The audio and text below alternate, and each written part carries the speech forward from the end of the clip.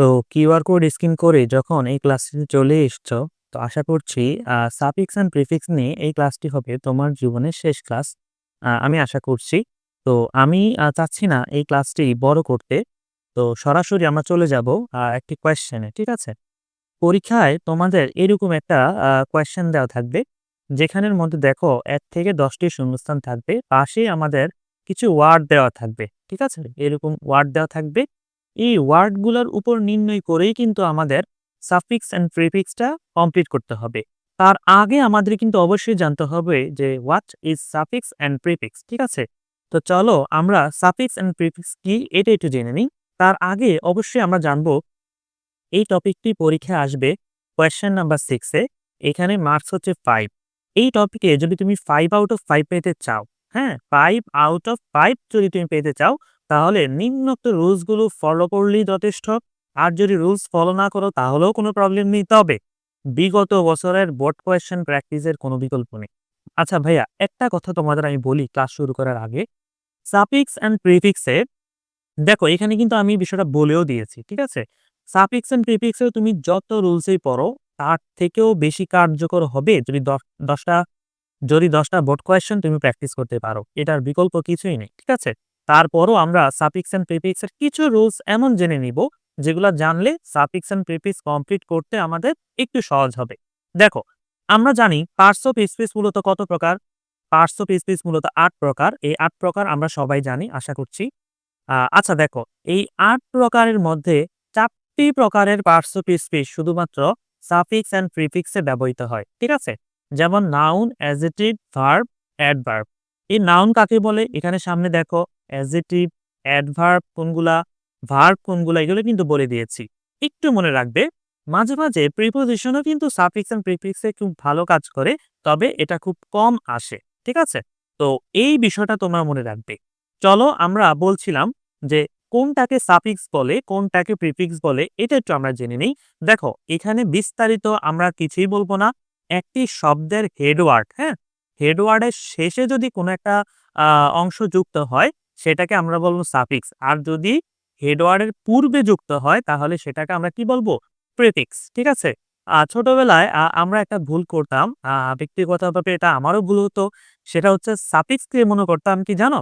সাফিক্সই মনে করতাম শব্দের শুরুতে বসে, আর প্রিফিক্সকে শব্দের শেষে বসে। ওই যে আমরা বলি সাফিক্স আর প্রিফিক্স এটা ফার্স্ট, এটা সেকেন্ড, ঐরকম ভাবে। কিন্তু তোমরা এটাকে ভাইস ভার্সা করে দিবে। ঠিক আছে? মানে বিপরীত চিন্তা করলেই এটা হবে।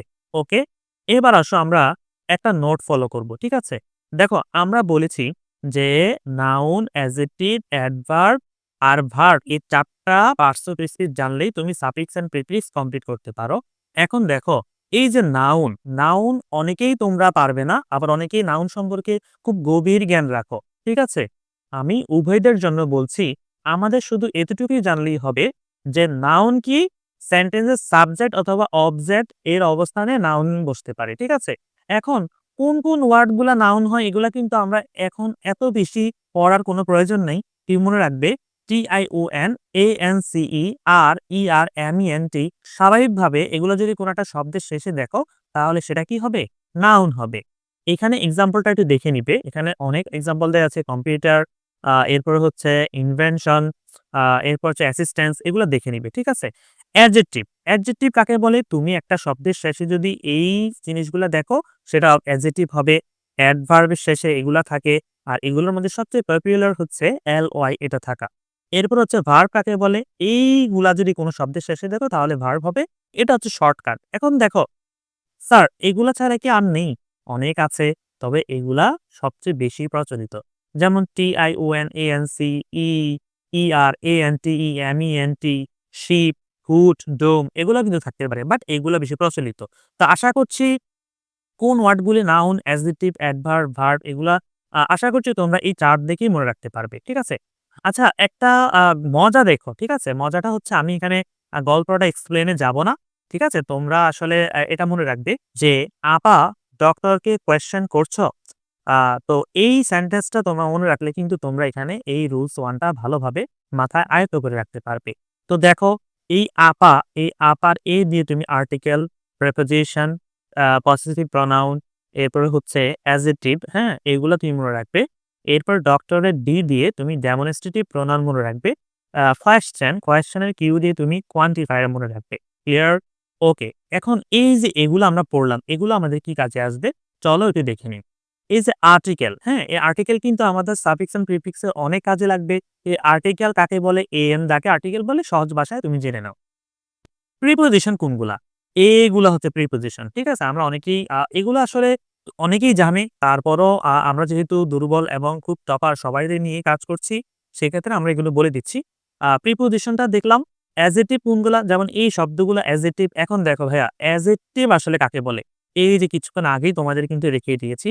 নাউন বা প্রোনাউন এর গুণ, অবস্থা বা পরিমাণ বর্ণনা করে যে সেই হচ্ছে মূলত অ্যাডজেক্টিভ। ওকে, ডেমনস্ট্রেটিভ প্রোনাউন কোনগুলা? এই যে ডেমনস্ট্রেটিভ প্রোনাউন, পসেসিভ প্রোনাউনটা দেখে নিবে। কোয়ান্টিফায়ার এর এই শব্দগুলা মনে রাখার জন্য তুমি একটু মনে রাখবে আগুন নিভাতে and to গ্যাসও ব্যবহার করা যায়। তো এই যে আগুন দিয়ে তুমি শব্দটা মনে রাখবে, and to দিয়ে মনে রাখবে। ঠিক আছে? এই শব্দগুলো তুমি এভাবে আমি শর্ট করে বুঝাচ্ছি যাতে ক্লাসটা বড় না হয়। ঠিক আছে? ওকে। এখন দেখো আমরা প্র্যাকটিসে চলে যাই। এখানে দেখো my dash teach is an honest person. Okay? এখানের মধ্যে দেখো এই যে টিচ, এই টিচটা আসলে আমরা কি আগে চেঞ্জ করব না পরে চেঞ্জ করব এটা আমরা কিভাবে বুঝতে পারবো? এই যে দেখো আমি বলেছি যে মাই, ঠিক আছে? এই মাইটা মনে রাখবে কিভাবে আমরা মাইটা মনে রাখছি? এই দেখো পসেসিভ প্রোনাউন, ঠিক আছে? মানে কি? এই যে মাই তার মানে কি এখানে কি হবে? এখানে একটা শব্দের শেষে আমরা কি ব্যবহার করব? সাফিক্স।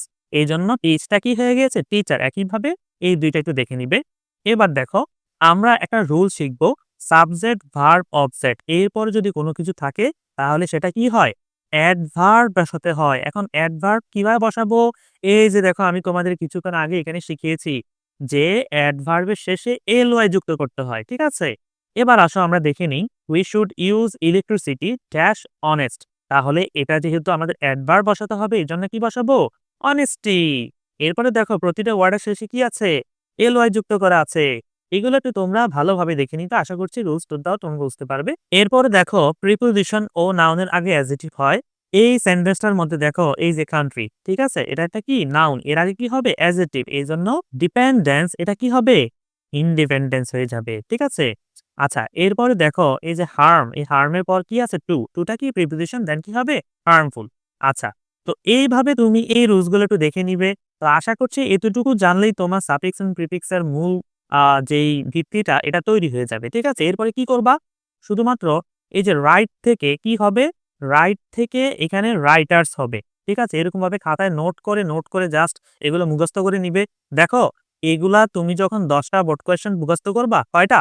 ১০ টা দেখবা ১১ নম্বরে গিয়ে এখানের প্রায় ৩০-৪০% শব্দগুলো তোমার ওই ১১ নাম্বার বোর্ড কোয়েশ্চেনে কমন পড়তেছে। এইভাবে যদি তুমি ২০ টা ৩০ টা বোর্ড কোয়েশ্চেন মুখস্থ করতে পারো, বিশ্বাস করো এই রুলস কিছুই তোমার লাগবে না। ঠিক আছে? তার মানে আমরা সাফিক্স প্রিফিক্স যারা খুবই দুর্বল তারা একটু এই বিষয়টা চোখ বুলিয়ে নিবে। আর যারা মোটামুটি বুঝো তাদের এগুলা পড়ার কোনো প্রয়োজনই নেই। সরাসরি বোর্ড কোয়েশ্চেনে চলে যাবে। তো আশা করছি আজকের ক্লাসটি তোমরা খুব ভালোভাবে বুঝতে পেরেছ। সবশেষে বলবো এই বইটি আ যারা এখনো কিনুনি দ্রুত আমাদের ওয়েবসাইটে গিয়ে এই বইটি পারচেজ করতে পারো। ওয়েবসাইটের নামটা এই যে পাশে দিয়ে লেখা আছে দেখো timesbookpd.com ঠিক আছে?